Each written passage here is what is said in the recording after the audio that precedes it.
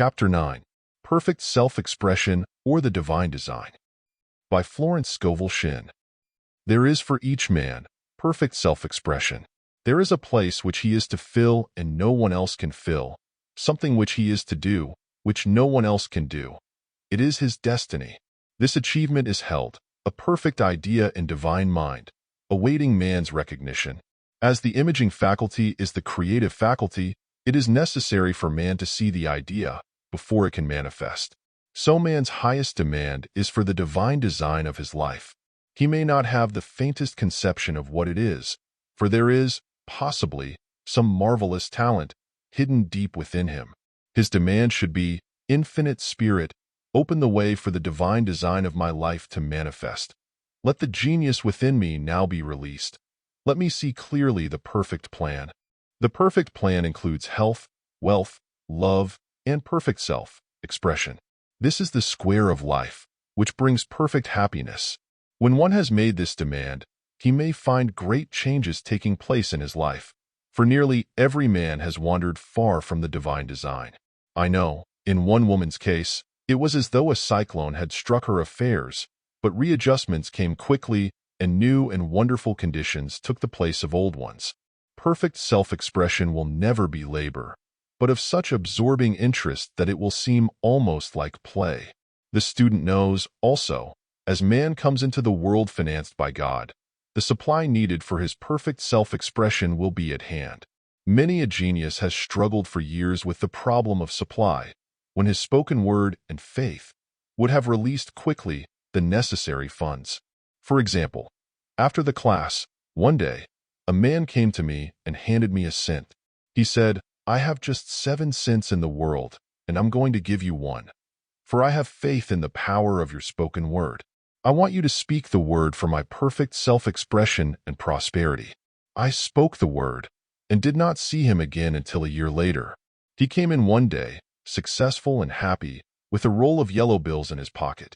He said, immediately after you spoke the word, I had a position offered me in a distant city, and am now demonstrating health, happiness, and supply. A woman's perfect self-expression may be in becoming a perfect wife, a perfect mother, a perfect homemaker, and not necessarily in having a public career. Demand definite leads, and the way will be made easy and successful. One should not visualize or force a mental picture. When he demands the divine design to come into his conscious mind, he will receive flashes of inspiration and begin to see himself making some great accomplishment. This is the picture or idea he must hold without wavering. The thing man seeks is seeking him. The telephone was seeking Bell. Parents should never force careers and professions upon their children. With a knowledge of spiritual truth, the divine plan could be spoken for, early in childhood or prenatally. A prenatal treatment should be, let the God in this child have perfect expression. Let the divine design of his mind, body, and affairs be made manifest throughout his life, throughout eternity. God's will be done, not man's. God's pattern, not man's pattern, is the command we find running through all the scriptures, and the Bible is a book dealing with the science of the mind. It is a book telling man how to release his soul, or subconscious mind, from bondage. The battles described are pictures of man waging war against mortal thoughts. A man's foes shall be they of his own household. Every man is Jehoshaphat, and every man is David, who slays Goliath, or mortal thinking, with the little white stone, or faith. So man must be careful that his is not the wicked and slothful servant who buried his talent. There is a terrible penalty to be paid for not using one's ability. Often fear stands between man and his perfect self-expression. Stage fright has hampered many a genius. This may be overcome by the spoken word or treatment. The individual then loses all self-consciousness and feels simply that he is a channel for infinite intelligence to express itself through. He is under direct inspiration, fearless and confident, for he feels that it is the Father within him who does the work. A young boy came often to my class with his mother. He asked me to speak the word for his coming examinations at school. I told him to make the statement, I am one with infinite intelligence. I know everything I should know on this subject. He had an excellent knowledge of history, but was not sure of his arithmetic. I saw him afterwards, and he said, I spoke the word for my arithmetic and passed with the highest honors, but thought I could depend on myself for history and got a very poor mark. Man often receives a setback when he is too sure of himself, which means he is trusting to his personality and not the Father within. Another one of my students gave me an example of this. She took an extended trip abroad one summer, visiting many countries, where she was ignorant of the languages. She was calling for guidance and protection every minute, and her affairs went smoothly and miraculously. Her luggage was never delayed nor lost. Accommodations were always ready for her at the best hotels, and she had perfect service wherever she went. She returned to New York. Knowing the language, she felt God was longer necessary, so looked after her affairs in an ordinary manner. Everything went wrong. Her trunks delayed, amid inharmony and confusion. The student must form the habit of practicing the presence of God every minute. In all thy ways acknowledge him. Nothing is too small or too great. Sometimes an insignificant incident may be the turning point in a man's life. Robert Fulton, watching some boiling water, simmering in a tea kettle, saw a steamboat. I have seen a student, often, keep back his demonstration through resistance or pointing the way. He pins his faith to one channel only and dictates just the way he desires the manifestation to come, which brings things to a standstill. My way, not your way, is the command of infinite intelligence. Like all power, be it steam or electricity, it must have a non-resistant engine or instrument to work through, and man is that engine or instrument. Over and over again, man is told to stand still. O Judah, fear not, but tomorrow go out against them, for the Lord will be with you. You shall not need to fight this battle. Set yourselves, stand ye still, and see the salvation of the Lord with you. We see this in the incidents of the $2,000 coming to the woman through the landlord when she became non-resistant and undisturbed, and the woman who won the man's love after all suffering had ceased. The student's goal is poise. Poise is power, for it gives God power a chance to rush through man, to will and to do its good pleasure. Poised, he thinks clearly and makes right decisions quickly. He never misses a trick. Anger blurs the visions, poisons the blood, is the root of many diseases, and causes wrong decision leading to failure. It has been named one of the worst sins, as its reaction is so harmful. The student learns that in metaphysics, sin has a much broader meaning than in the old teaching. Whatsoever is not of faith is sin. He finds that fear and worry are deadly sins. They are inverted faith, and through distorted mental pictures, bring to pass the thing he fears. His work is to drive out these enemies from the subconscious mind. When man is fearless, he is finished. Maeterlinck says that man is God-afraid. So as we read in the previous chapters, man can only vanquish fear by walking up to the thing he is afraid of. When Jehoshaphat and his army prepared to meet the enemy, singing, "Praise the Lord, for his mercy endures forever," they found their enemies had destroyed each other, and there was nothing to fight. For example, a woman asked a friend to deliver a message to another friend. The woman feared to give the message, as the reasoning mind said, "Don't get mixed up in this affair. Don't give that message."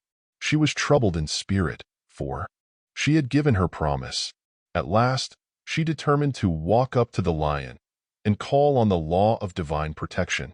She met the friend to whom she was to deliver the message.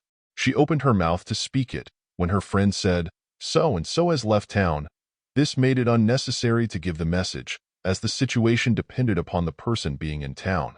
As she was willing to do it, she was not obliged to. As she did not fear, the situation vanished. The student often delays his demonstration through a belief in incompletion.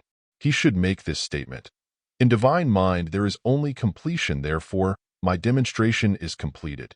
My perfect work, my perfect home, my perfect health, whatever he demands are perfect ideas registered in divine mind, and must manifest under grace in a perfect way. He gives thanks he has already received on the invisible, and makes active preparation for receiving on the visible. One of my students was in need of a financial demonstration. She came to me and asked why it was not completed. I replied, "Perhaps you are in the habit of leaving things unfinished, and the subconscious has gotten into the habit of not completing, as the without so the within. I'll go home and finish something I commenced weeks ago, and I know it will be symbolic of my demonstration. She sewed assiduously, and the article was soon completed. Shortly after, the money came in a most curious manner. Her husband was paid his salary twice that month. He told the people of their mistake, and they sent word to keep it. When man asks, believing, he must receive. For God creates his own channels. I have been sometimes asked, suppose one has several talents, how is he to know which one to choose? Demand to be shown definitely, say, Infinite Spirit, give me a definite lead. Reveal to me my perfect self-expression. Show me which talent I am to make use of now. I have known people to suddenly enter a new line of work and be fully equipped with little or no training. So make the statement, I am fully equipped for the divine plan of my life, and be fearless in grasping opportunities. Some people are cheerful givers, but bad receivers. They refuse gifts through pride or some negative reason, thereby blocking their channels, and invariably find themselves eventually with little or nothing. For example, a woman who had given away a great deal of money had a gift offered her of several $1,000s. She refused to take it, saying she did not need it. Shortly after that, her finances were tied up, and she found herself in debt for that amount. Man should receive gracefully the bread returning to him upon the water. Freely ye have given, freely ye shall receive.